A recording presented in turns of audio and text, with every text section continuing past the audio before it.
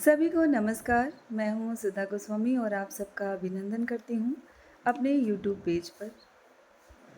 आज बहुत बड़ा दिवस है, हम सब के लिए बहुत बड़ा पर्व है, गुरु पूर्णिमा। गुरु पूर्णिमा की आप सबको ढेर सारी शुभकामनाएं और बधाई। गुरु जिनके कारण मानव सभ्यता यहाँ तक पहुँची है।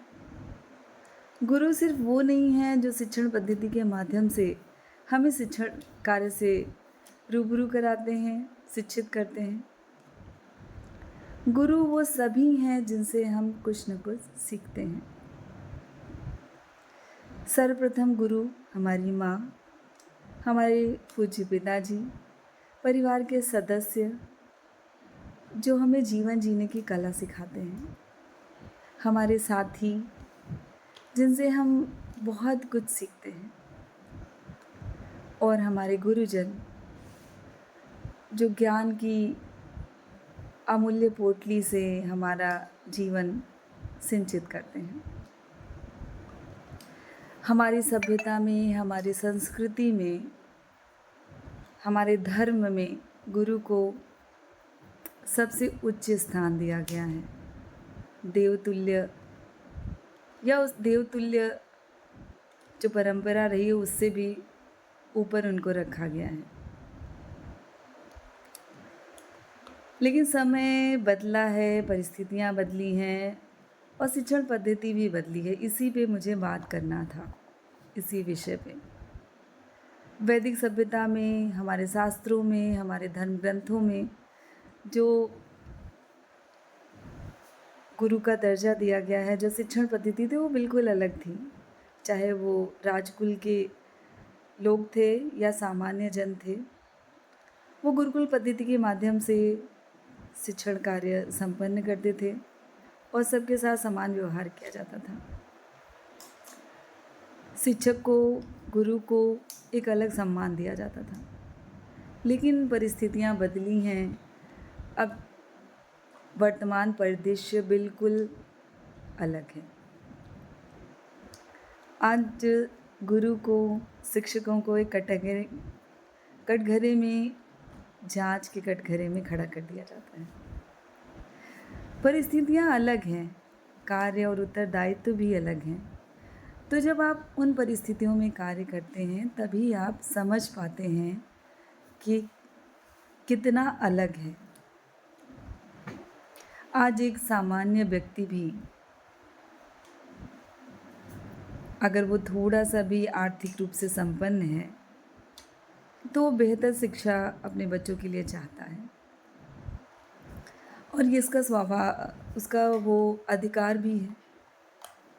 चूँकि मैं स्वयं बेसिक शिक्षा से जुड़ी हूँ और ऐसे बहुत से आरोप प्रत्यारोप लगते रहते हैं, लेकिन हम उन परिस्थितियों से अवगत हैं। कोई भी शिक्षक, कोई भी गुरु ये नहीं चाहता कि वो अपना 100% अपने कार्य को ना दे। कभी कभी परिस्थितियाँ बाधक होती हैं। हम जिन बच्चों के साथ कार्य करते हैं उनका परिवेश बहुत अलग है, उनके माता पिता बहुत अलग हैं, उनका जीवन बहुत अलग है।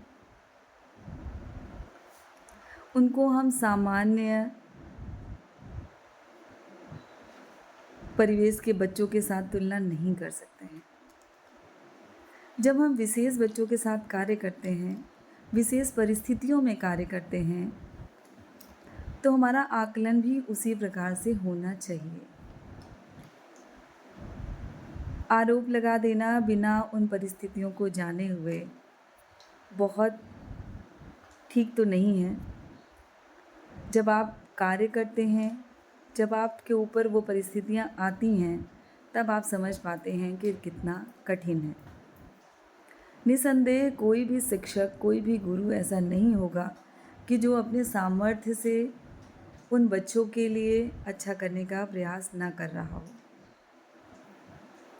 तो आप सबसे करबद्ध निवेदन है कि जो हमारी परंपरा रही है उसका सम्मान करिए और शिक्षकों के प्रति एक अच्छा भाव मन में लेके आइए, उनकी परिस्थितियों को समझने का प्रयास करिए।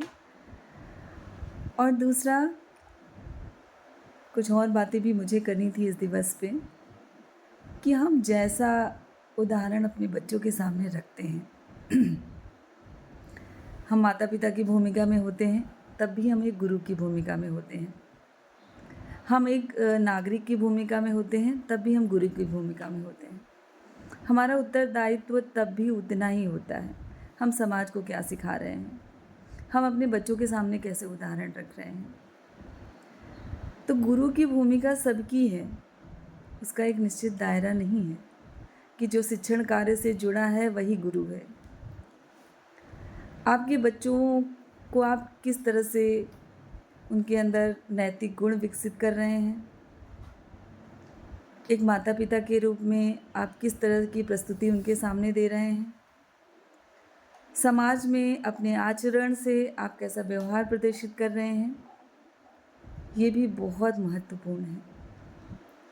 मानव स्वभाव है, दोषारोपण करना बहुत आसान होता है। हम सरलता से अपने उत्तरदायित्व से बच जाते हैं और दूसरे के ऊपर आरोप लगा देते कि अरे इन्होंने तो किया ही नहीं, इनको तो ये करना था, इनको तो ये इनका कार्य था। लेकिन ये समझना होगा कि एक व्यक्ति का अधिकार दूसरे व्यक्ति का कर्तव्य है। जब हम करेंगे तो दूसरे को अधिकार मिलेगा, दूसरा करेगा तो हमें हमारा अधिकार मिलेगा। तो इस दिवस पे बस यही एक संदेश कि हम सब गुरु की भूमिका में हैं, कहीं शिष्य की भूमिका में हैं, कहीं गुरु की भूमिका में हैं।